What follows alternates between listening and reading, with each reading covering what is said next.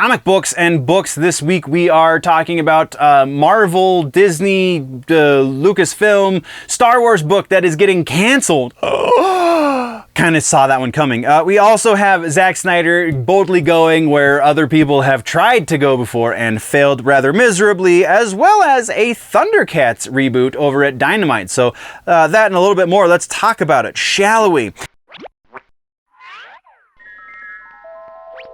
Welcome, nerds, to the comic books and book news for the week. This is where we talk about all things comic books and literature related. So if there's a new book coming out, we're not going to get into individual arcs necessarily, unless there's some sort of like major publisher-wide effects that are going to be related to said arc. We don't really get into individual arcs or individual issues. We just talk about the broader news at large. So without any further ado, let's talk about some comic books and possibly some books as well. First up, follow-ups and corrections. This week is the Star Wars Bounty Hunters book that we talked about when it launched a little over a year ago and we're so hype about. And the first few books were actually not bad. It didn't really hold up that quality for very long, but it was all right. It's not the greatest Star Wars book ever, but it's not the worst either. Getting canceled. Issue number 42 is going to be the final issue. It is going to launch January of next year, and that is going to be the end of the series. Maybe sadly, a little bit, I don't know. So from there we have a trailer to talk about. It's a new Avengers book that has been announced, Avengers Twilight. It's going to be launching January of 24. The writer is Chip Zdarsky with art from Daniel Acuna, sorry. So that's pretty freaking great. The trailer is pretty good, man. Very interesting premise. I am a fan of Zdarsky's work, generally speaking, so definitely interested, if nothing else. From there, we have some regular-ass news to talk about. Let's do this. We have Rebel Moon. Zack Snyder is going to attempt to do a prequel comic for his universe that he's starting with Netflix. The Rebel Moon comic is going to be published by Titan Comics. It's going to be House of the Bloodaxe. Now, this is where this gets a little interesting.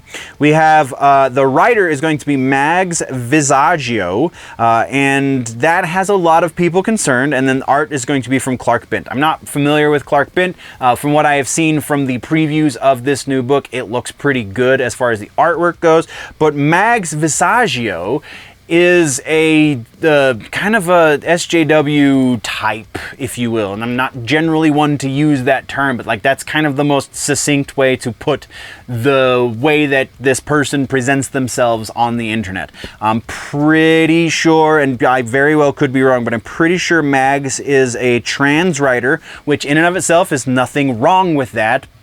But when you get into the activism side of that statement, the activism side of what that connotation is, that's where things start to get a little sticky. And that's where the big two right now are really running into issues, is because their activist writers are writing things that nobody wants to read that actually reads comics. So if you write a comic book for people who don't read comics and then it doesn't get read and you start to wonder why, then it's on you, right? But it should be caveated here that Zack Snyder is definitely one who understands his audience fairly well, as has been evidenced many, many times over the course of the last 5 years. Zack Snyder is somebody who fully understands his audience and fully understands what they're expecting out of something with his name on it. So this writer has definitely been vetted fairly well through Zack. He has said, not in those words, but has said as much himself. So it will be interesting to see where this one goes, and we'll be keeping tabs as it goes there. Our other piece is Thundercats. Dynamite Entertainment and Warner Brothers are launching a new comic book series that is based on the Thundercats. Not exactly a reboot from what I understand, just kind of new stories in the universe.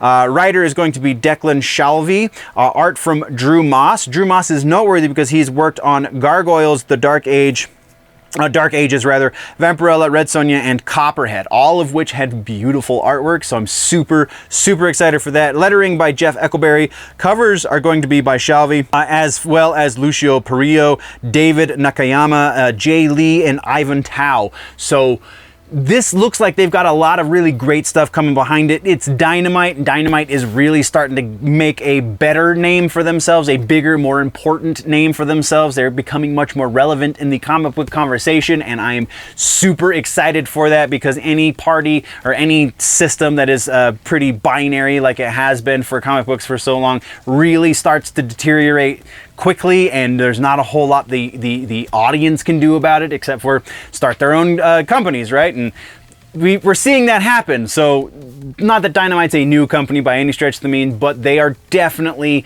somebody who is taking advantage of the fact that the system is eating itself right now, and that is awesome. So that is what we have for the meat and potatoes of the comic book section. Let's talk now about suggestions, shall we? Suggestion this week is going to be a book from Jeff Lemire, The Bone Orchard Mythos. The first book in the series is called The Passageway, and it's just, Lemire is always a win. There's nothing else I can say about this other than Lemire is always a win. It's definitely good stuff. This is setting up a new universe that he's created over at Image Comics.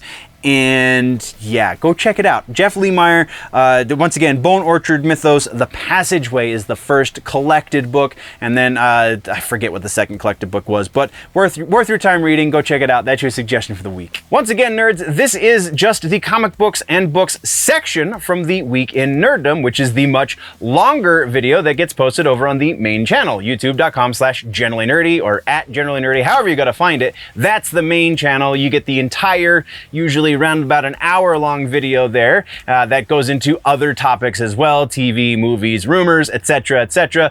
Go check that out. Before we leave you, though, always remember that if it's generally nerdy, it's probably here.